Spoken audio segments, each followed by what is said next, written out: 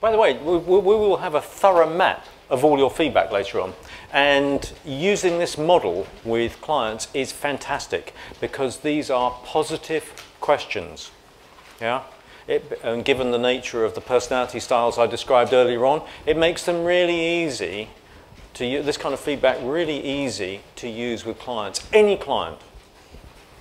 It is the best feedback model that you can have, particularly with clients who are not clear.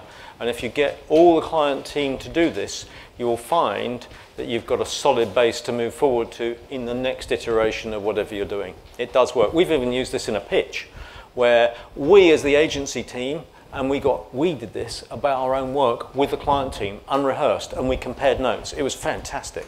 And we did win the business, by the way. I think it was Simon's introduction rather than anything else, rather than anything else that did it. But anyway, so one small thing then from couples. One last thing, and this applies to agencies too. You know that position where, or maybe you don't, when you are so pissed off, you're so done with the other person, you can't even bear them to breathe in the same room, okay?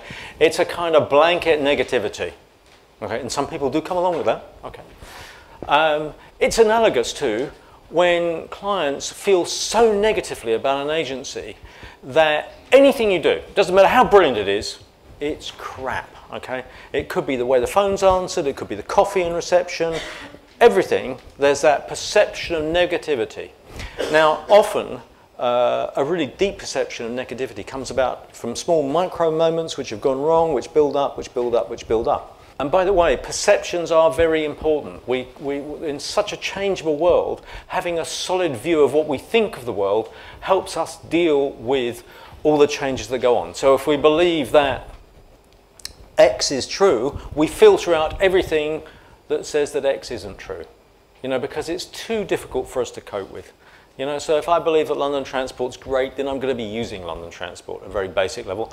Personally, I hate it, and so I notice every experience which confirms that position that I am right. It's terrible. You know, I had to travel by bus yesterday, and the buses didn't stop at the bus stop. Further evidence that I'm right, okay?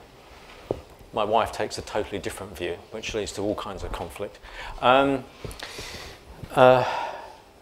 Anyway, so blanket negativity, those perceptions. So it's really difficult when somebody has a totally negative view to change them. So here's a way of doing it.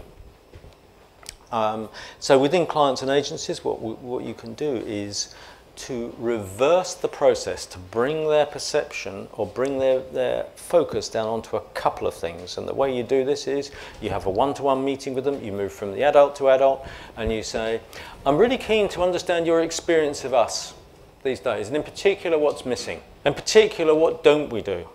In particular, what do we do that disappoints you? Okay, you need to have individual questions. I'm tempted to speak to sort of bring them all together. You should be able to conduct a very, very thorough investigation of all the consequences of what happens when you disappoint a client. Well, you know, you failed to get the film or the recommendation to be in time. Okay, so then the question is, and what impact was that for you? Well, I didn't manage to make the board meeting. Okay, so what impact was that for you? Well, actually, we didn't get the approval to go ahead for this particular program. Okay, so what was the impact for you on that? Okay, so we didn't go ahead with that particular program. Okay, so then what happened? So I missed my sales target. So then what happened? Well, I missed my bonus for the year. Okay, so that's really bad, right? It's that kind of thing. Now, I can do this with a client for an hour and a half on a small interaction between a client and an agency. You can do it too. It's a really good process if you can move from the adult to adult because it allows the client to be cathartic. It's a kind of cathartic experience. You know, I'm telling this person all about the shit. Then towards the end of it, you can say, when they've finished, you can say, well, tell us, are there any things that we do okay? Or what are the maybe more positive aspects? Okay, and then they'll get to hear themselves speak from the positive after they've spoken from the negative. So you've kind of cleansed the wound, and now you can move into the positive. Okay, but that's not enough. The next thing is now to set up the narrowing of this focus. Okay, so now you can say, so, thank you for that. What I'm really keen to do is to change this relationship. I want you to tell me, what are the 3 things? 3. 4 max. No less than 2, no more than 4, okay? What are the 3 things that we can do over the next 12 weeks that are going to make a fundamental difference. Now, clearly, you want to do this within the contractual terms of business, but 3 things that we can do. Now, if they say, we want you to be more innovative or better service, that isn't good enough. You can't contract around that. But if they say better service, okay, so what would better service be? Exactly. Oh, right. So you want us to be here on a Tuesday morning for a review every 2 weeks. Here, for 1 hour. Okay, we're going to do that. Okay, we can contract around that. Right. More innovative. Okay, so you want us to take a different view of the grey market, a particular packaging, or whatever it is. Okay, you can contract, when you've got it really, okay, so then you can contract around 3 things, okay. So then you say, okay, so I'm hearing 3 things that are going to be really important to you. Being here on a Tuesday morning at 9:30 for blah, blah, blah, because for the status thing, being innovative in this particular way. So these things are going to make a fantastic difference to you. In that case, I want to come back here in 12 weeks' time and check on your experience of us then. Okay, this is the important bit. This is where agencies often fail. You've got to close this loop. So you go back in 12 weeks' time and you say, so 12 weeks ago you said that these 3 things were going to make a fundamental difference. Being here on a Tuesday morning at 9:30, but a status update, blah, blah, blah, blah. Taking a review of the packaging in the grey market and blah, blah, blah, blah, whatever it is. I want to know, how have we done on those 3 things? Now, by the way, you better have done pretty well on these 3 things, because if you haven't, forget it. Don't even bother to go back, you know, quit, fire the client, right? You're stuffed, right? Absolutely, there's no way back. But if you've done those 3 things, probably they're going to say, well, actually, you've done quite well. It's really been very useful. Okay, so I hear we've been doing really well. Okay, you've got to get them to say back to you, yeah, that's really good. And you're happy about that. Yeah, I'm really happy about that. Okay, because they're listening to their voice and they are reprogramming themselves. Okay, their internal dialogue is now getting positive about you. You've done the first clearing out of all the stuff, the cathartic thing, you've had them be positive, and now they've got a positive experience. Now they're telling you positive stories about you. So you say, okay, so we'll continue with the Tuesday morning thing. Is there anything else in terms of innovation? And you and what are the next 3 things? And you contract again. Absolutely, for sure, within 24 weeks, you can transform a client that's totally negative, once you obliterate it, into a client that is positive and working for you. Is there anything else we've got to say? Or have we done? No, just oh, that's called small steps for anybody. Yeah. It is, because it is about small steps. There we go. So just very quickly to sum up, I'm going to reprise the 10 key points from this presentation. 1, the moment you blame your client, you become powerless. 2, if you're anxious, agree too quickly or complain behind your client's backs, recognize that you may be in the adapted child state. 3, if you can motivate your client to become a better client. 4, use the call list to confront yourself to make those calls you may want to avoid. 5, remember that disclosure can help build trust. 6, pick up the phone or read your email out loud before sending. 7, listen to what is not being said, the dog that's not barking. 8, use the feed-forward model to improve feedback from your client. 9, use small steps to turn a negative client into a positive client. And 10, a new one, call us if you need any help. We've drawn on the theories and practices from psychotherapy, organisational change training, and over 200,000 pieces of client feedback. We've only scratched the very top of the surface, but hopefully it will give you something to think about, and hopefully it will give you pause for thought before you next complain about your clients or dismiss him or her as idiot or moron. Thank you. Thank you.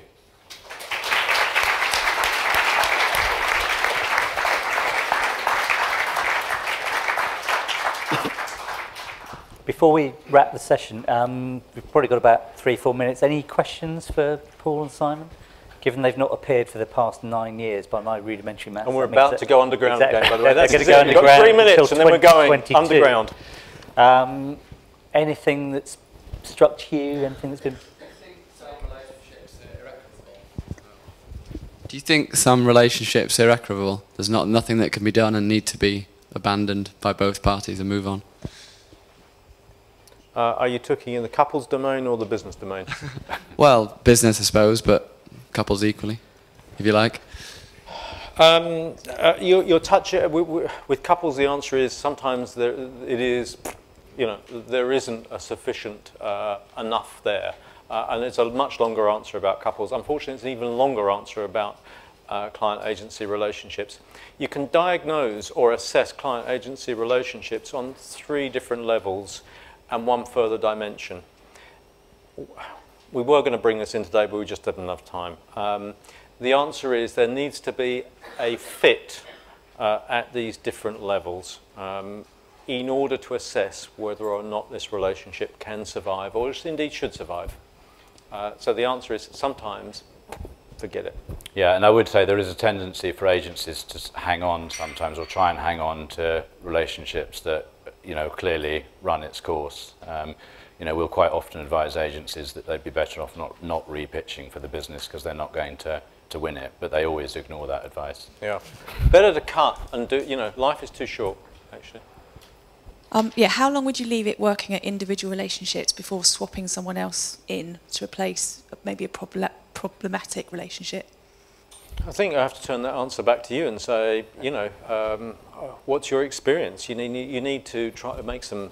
If the relationship is absolutely stuffed from the beginning and you think, well, it's not going to work, then make the shift immediately. If you're prepared to make some trials with it, then do some testing. Testing means, what can we do, what should we be doing to try and make a difference? If that starts to work, then great. And if it doesn't, move it quickly. I think we've had a tendency to swap out people quite quickly. If a more senior client kind of makes a complaint, that we'd go, yeah, okay, let's see if we can get someone with better fit. Yeah, I think there's a couple of things here. I don't think, and this is about a more general answer, I don't think changing the business director is the panacea to all problems. It just happens to be the easiest thing that agency folk know how to do. Oh, there's a problem. Let's change the account director. Fantastic. Or change the creative director or whatever it is. And sometimes that is the right thing to do. But often the new account director or the new business director will ask the kind of questions that the old one should have asked. And, you know, there is an opportunity for all business directors to restart the relationship. Now, interpersonally, there may be a challenge, and sometimes it's better to say, look, these two are just never going to work together. It's absolutely pointless. Let's find somebody else. Yeah. But you've got to pick up the clues. I mean, the clues about, you know, what's not being said. There was a comment about from a major British client to an agency about one of the team members on the business this year. This is a major piece of business. The agency did not pick it up. The agency didn't pick it up, and that business is up for review. It was one of a number of steps that didn't happen effectively. So it depends, I think, is the answer. I suppose I had one just to wrap things. Do you notice when you get different pieces of client feedback across the globe, do you notice any sort of macro differences between cultures or between sexes and how people respond? There are some differences, but less than one might imagine. And I think you know, there can be a tendency for an agency to say, well, it's different here, or but you know, there are. I mean, clients in Japan tend to be the most negative and most critical, generally because they're uncomfortable giving feedback, and so you give them the opportunity to give feedback, and actually it all comes out. And you know, broadly speaking, you know, LATAM is more, you know, more positive, but they're the least responsive. Yeah. So you know, there are variations, but actually we're all often struck by the similarities. It tends to, you know, whether you're in, you know, China or India or Germany or the UK, you know, the issues tend to be the same, tend to be the same sort of problems. There can just be sometimes a slight difference in, you know, in sort of tonal approaches. You know, clients in India are much harder to shift. You know, if they tend to have a fixed position than a client, say, in Malaysia, which is a much more emotional country, where they you know, will very quickly go from negative to positive on the back of a good lunch. So, you know, but it varies. Okay. Any final questions before we wrap? One at the back. On that point, what do you do if you're sort of confronted with a client? Obviously, there are very rational reasons for the relationship not working brilliantly and things that could be done differently. What if there is one particular person who really kind of, you have a problem with, they tend to sort of react very emotionally to certain ideas or things that you present, they kind of shoot from the hip, and let's say it's very subjective. Are there ways of sort of overcoming that? Yeah, I think treating every presentation as an experiment and varying how you set that meeting up with that particular client, and then using that data. So you become curious about that client. What makes him or her react in a particular way, and what is it that we can do that can change that reaction? So you could say from the adult to adult, you could actually begin to teach them how to give effective feedback. You know, I just want to again go to couples thing for a moment. The role of the female is often to socialise the male in a couple, right? Often the role of the agency is to teach the client to be a good client, and that's neglected completely. So create a teaching opportunity. Again, use that conversation about, do you want to get the best from us? Okay, you do? Fantastic. So this is what we need by way of feedback. Okay? Use the feed-forward model and say, this is a really effective model for giving us feedback. Set a boundary. You know, this sounds like a person that isn't very boundaried, you know, that kind of spontaneous response. So set a boundary and say, well, we're going to do this presentation, and then we're going to have 10 minutes, and we want your initial feedback. And then an hour later, we want your subsequent feedback, or whatever it is. There's lots of experiments you can do with people like this. And then just work out what works best. And compare notes, and give praise as well. Say, look, the feedback you gave us yesterday was so much better than the feedback you've given us in the past, because. So you begin to motivate. There's an interesting psychologist author that studied this, how to train animals. Okay, and then she wrote up this and started to train her husband without him knowing. Brilliant, till he started reading her manuscript and then started to cross-train her. But you know, you can take anybody and begin to change yourself in order to train them to do something differently. Is that enough for you now? Yeah, no, that's great. Thank you very much.